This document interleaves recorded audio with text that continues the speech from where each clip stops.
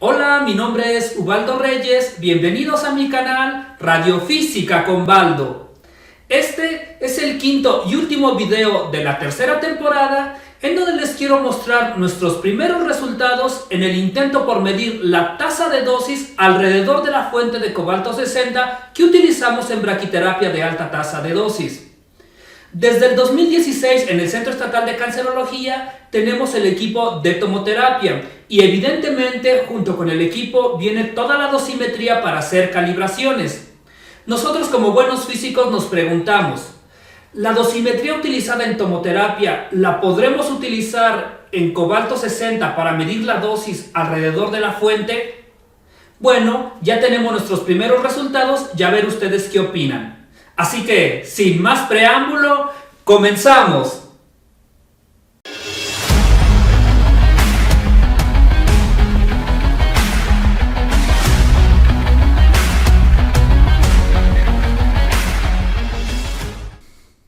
El contenido de esta pequeña charla es el siguiente. Lo primero es una información de referencia, seguimos con el arreglo experimental, la metodología que hemos utilizado para este trabajo, los resultados y por último haremos unos comentarios finales respecto a este tema. Información de referencia.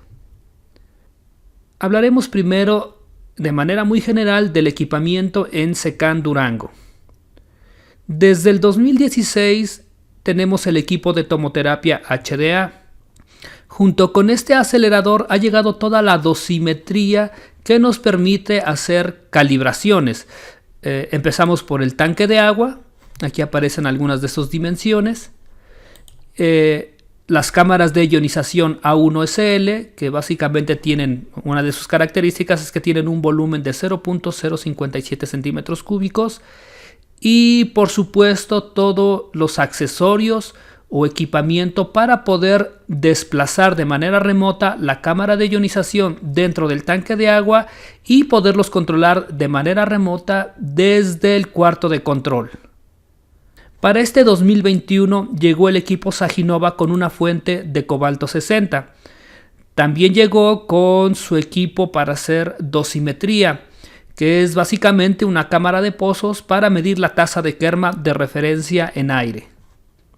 Nosotros como buenos físicos nos preguntamos, teniendo todo el sistema dosimétrico para el acelerador lineal, el cual permite hacer desplazamientos submilimétricos, ¿será posible utilizar esta cámara de ionización A1SL para medir la dosis alrededor de la fuente de cobalto 60? Eso no lo sabemos y lo que hicimos es tratar de resolver esta pregunta. A ver a ustedes qué les parece. ¿Qué tenemos de información disponible? Ya en el 2012 la ESTRO y la AAPM publicaron este documento, en donde en la página 118 aparecen las características de nuestra fuente de cobalto 60, que es esta. ¿Qué es lo que aparece en esta tabla? Básicamente está la constante de tasa de dosis, lambda. Esta constante de dosis es el valor más importante y el que utilizaremos a lo largo de todo este trabajo, que básicamente es una constante que nos está relacionando la dosis o la tasa de dosis en agua con la tasa de Kerma de referencia en aire. Es decir, está asociando cosas que fueron medidas en aire con cosas que pueden ser o se miden en agua.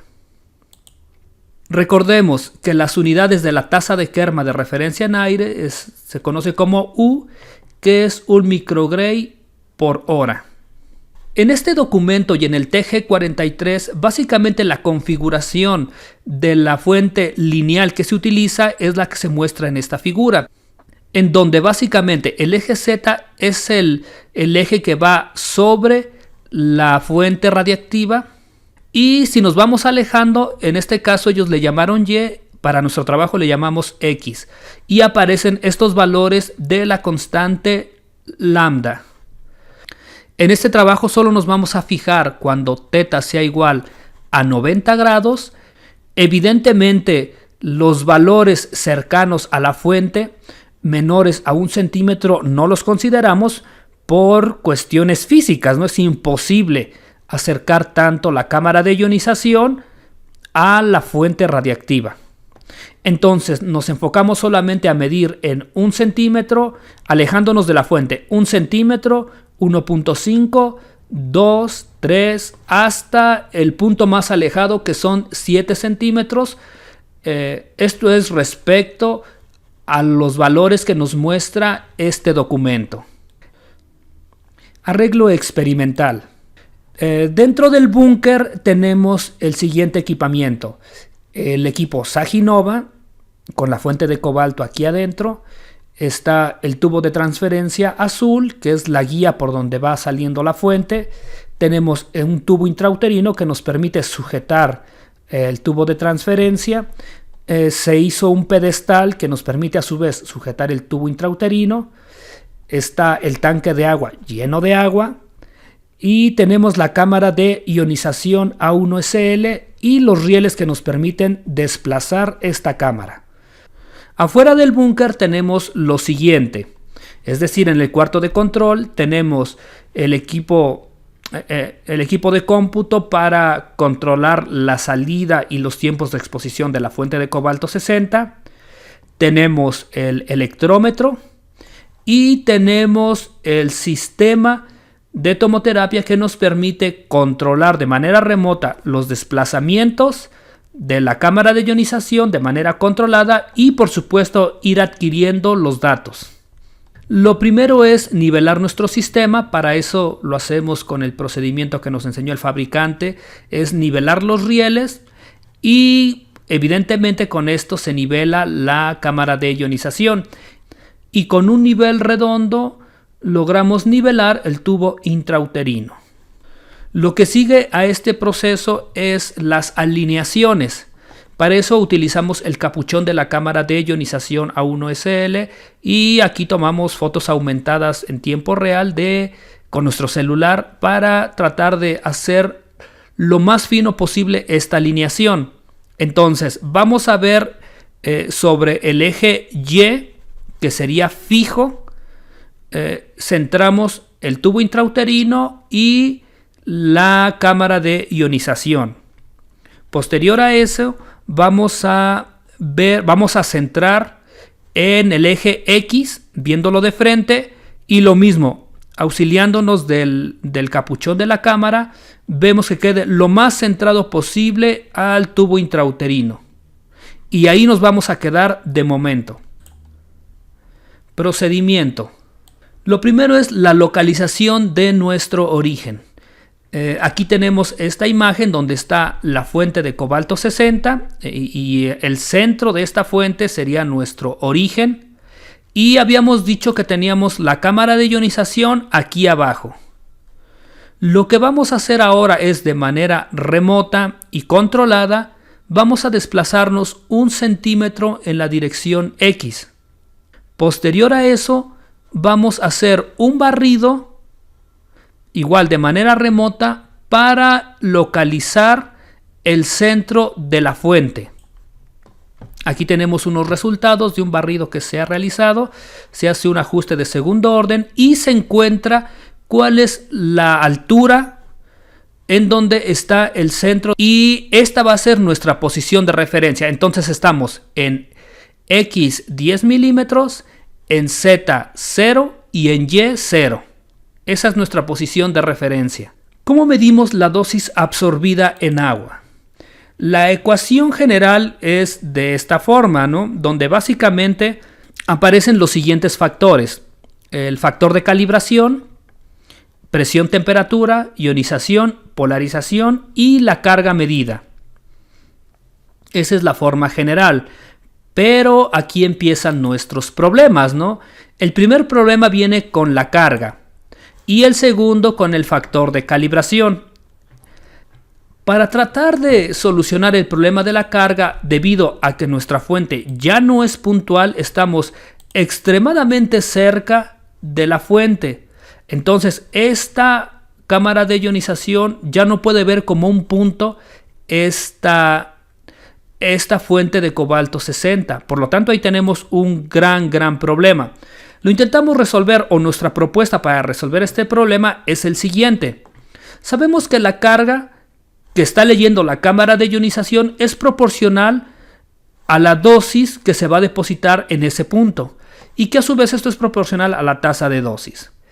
Por lo tanto, la carga va a ser igual a una constante de proporcionalidad por la tasa de Kerma de referencia en aire por la constante lambda. Recuerden que desde un inicio dije que vamos a agarrarnos de esta ecuación, en donde aparece un factor que no conocemos. Ahora, tomando esto como referencia, podemos decir que la carga a 7 centímetros, que es lo más alejado que podemos medir acorde a lo que ha publicado Estro, sería esta constante K7 que no conocemos por la tasa de Kerma de referencia en aire por la constante lambda en la posición 7. Hemos tomado este valor de referencia más alejado porque es donde esperamos menos cambios en las lecturas. Recordemos que la dosis va cayendo como el inverso al cuadrado de la distancia. Por lo tanto, entre más alejados estemos, las dosis van a fluctuar menos. Por lo tanto, y lo más alejado que tenemos acorde Estro y la AAPM es a 7 centímetros. Entonces tomamos este valor y hacemos una calibración cruzada a través de un vector beta, en donde vamos a tener por un lado la carga que medimos en determinada posición referente a la carga en la posición 7, y aparecen las dos constantes lambda. Lambda en la posición X y lambda en la posición 7. Y este vector beta nos va a permitir decir que la carga va a estar afectada por un factor de corrección. La otra es, estamos irradiando en condiciones extremas.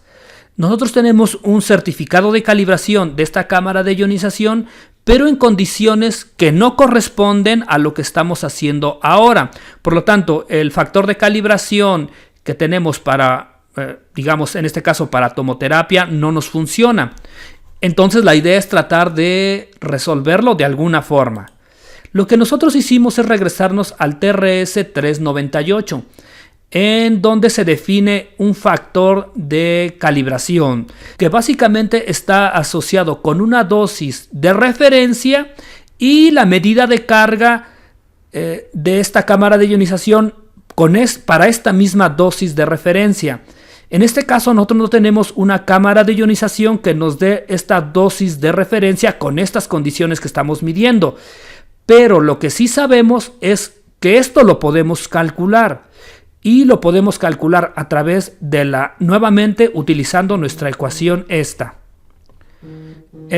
Y por otro lado tenemos nuestras lecturas de carga que van a ser, que ya dijimos que va a estar afectada básicamente por el factor beta de corrección y por el factor de presión-temperatura que siempre está. Ese no nos lo vamos a quitar nunca. Por lo tanto, nuestro factor de calibración para nuestras condiciones que estamos midiendo básicamente es un cociente en donde el numerador son cosas que podemos calcular e inclusive, por ejemplo, la tasa de Kerma de referencia en aire la podemos medir, y por otro lado tenemos en el denominador cosas que debemos medir, como son la carga en la posición 7, es decir, 70 milímetros alejados de la fuente, y la presión y el factor de presión y temperatura. Resultados. Lo primero es calcular este vector beta.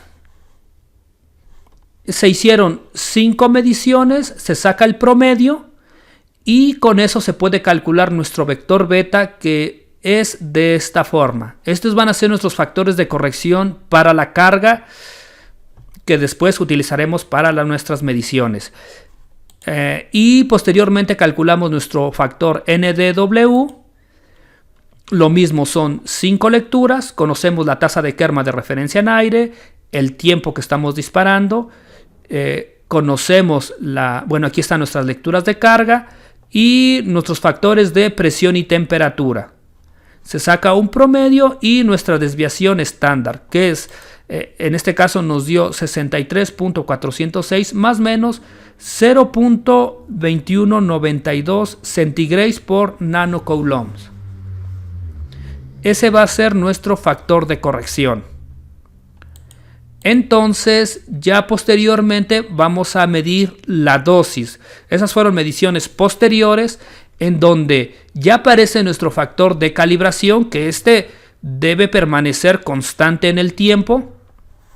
Y aparece nuestro vector beta, que también debe permanecer constante en el tiempo. El factor de calibración y el vector beta deberían verificarse cada 2 años, como lo hacemos con nuestros factores de calibración en un acelerador convencional.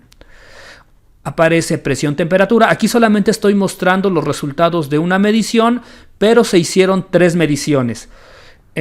Ionización, polarización, aquí está nuestra carga, el vector beta, y con todos estos valores podemos medir la tasa de dosis en estos puntos, en estas posiciones. Y por supuesto la tasa de Kerma de referencia en aire la conocemos. Por lo tanto, debemos ser capaces de calcular los factores lambda, que evidentemente estos factores son adimensionales. Y esto nos va a servir como una comprobación de que nuestra tasa de dosis es correcta. Esto también lo hicimos 3 veces. Y acá tenemos nuestros resultados. Aquí ya, esta es una vez y lo hicimos 3 veces. Sacamos el promedio y después nuestras desviaciones estándar. Aquí están nuestros lambdas de referencia, que son los que están publicados. Y las diferencias están de lo medido contra lo teórico es menores al 1%. Y acá están nuestras gráficas de estas, la medida, que son las verdes, contra nuestros factores lambda de referencia de estro. Entonces vemos básicamente que sí se parecen, ¿no? Aquí las barras de error son tan pequeñas que no las podemos ver. Comentarios finales. De los resultados obtenidos, parece que la cámara de ionización A1SL sí puede tener un buen desempeño para medir la dosis alrededor de la fuente de cobalto 60. Por supuesto, estos son nuestros primeros resultados y ya mis estudiantes de maestría o de doctorado se encargarán de llevar a buen puerto esta investigación. Espero el video sea de utilidad, denle like, suscríbanse a nuestro canal, compartan los videos entre sus conocidos y nos vemos el próximo año en la 4ª temporada. Muchas gracias.